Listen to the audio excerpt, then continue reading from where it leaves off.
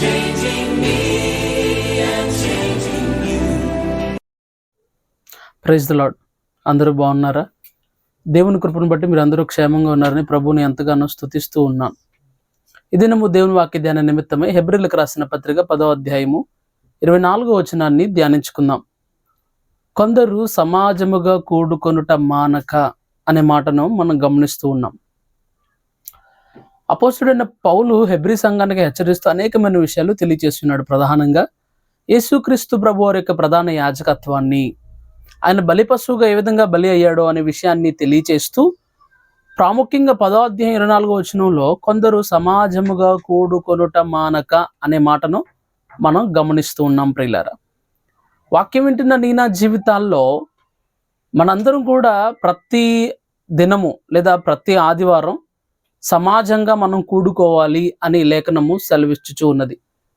ఈరోజు చాలా మంది ఆదివారాన్న సమాజంగా కూడుకొనటం మానేస్తూ ఉన్నారు. దేవుని సన్నిధికి వెళ్ళని వారు చాలా మంది ఉన్నారు.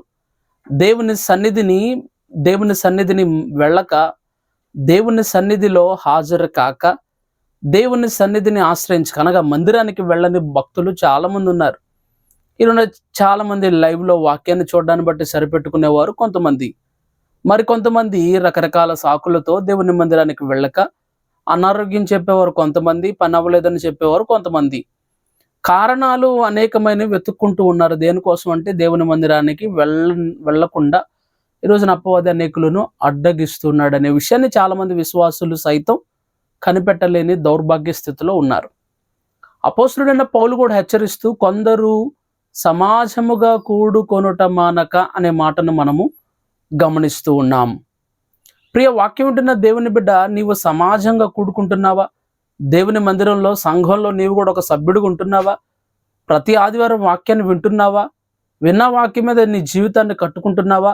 దేవుడు నాతో మాట్లాడాలి, ఈ ఆదివారాన్న దైవజనుని ద్వారా దేవుడు నాతో మాట్లాడాలి, నా హృదయంలో ఏముందో ఆయనకు అన్నీ తెలుసు, దేవుడు నాతో మాట్లాడాలి, నేను దేవుని సన్నిధిలో ఆయన ఆరాధించాలి, విరిగి నలిగిన మనసుతో నా బ్రతుకును బాగు చేసుకోవాలి, పరలోకం చేరాలి, ఇటువంటి తపన నీలో ఉన్నవా?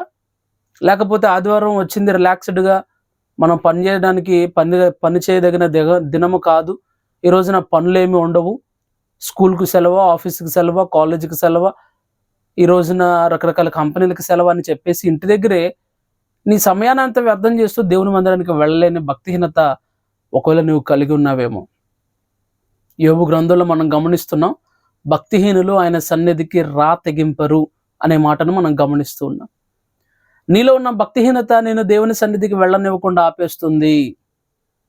అపవాది నేను దేవుని మందిరానికి వెళ్లకుండా అనేకమైన పనులను పెట్టో, లేకపోతే అనారోగ్యం అనో రకరకాల కారణాలు నువ్వు ఎత్తుకుంటున్నావు దేవుని మందిరానికి వెళ్లకుండా.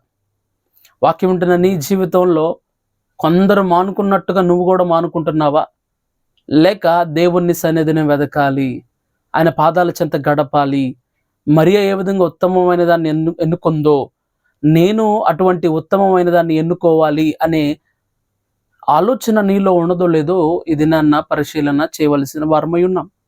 ప్రియ దేవుని బిడ్డ, దేవుని సన్నిధికి వెళ్ళగలిగిన, దేవుని మందిరానికి వెళ్ళగలిగిన క్రమశిక్షణ నీలో ఉందో లేదో ఇది మనం ఆలోచన చేద్దాం. ప్రియులారా, వాక్యము సెలవిచ్చుచున్నట్టుగా కొందరు సమాజముగా కూడుకొనుట మానక, కొందరు మానుకున్నట్టుగా మీరు మానొద్దు అని అపోస్తలుడైన పౌలు చెప్తున్నాడు.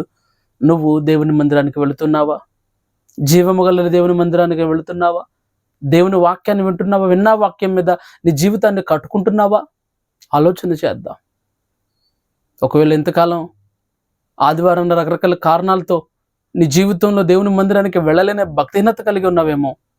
దేవుని అడుగు, దేవుని సన్నిధిని ఆశ్రయించు, దేవుని సన్నిధిలో ఆరాధించు, దేవుని వాక్యం మీద నీ జీవితాన్ని కట్టుకో. ఆమేన్. చిన్న ప్రార్థన చేసుకుందాం. పరిశుద్ధాత్మ దేవుని నీకు వందనాలు, స్తోత్రాలు తండ్రి. మా ప్రియులు అందరూ నీ మాటలు విని ఉన్నారు.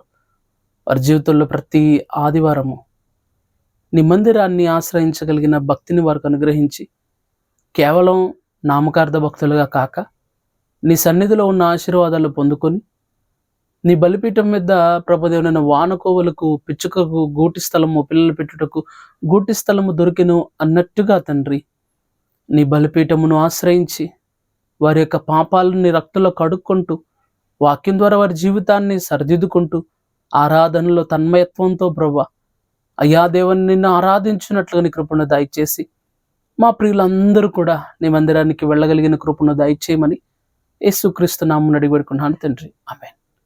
God bless you. changing me and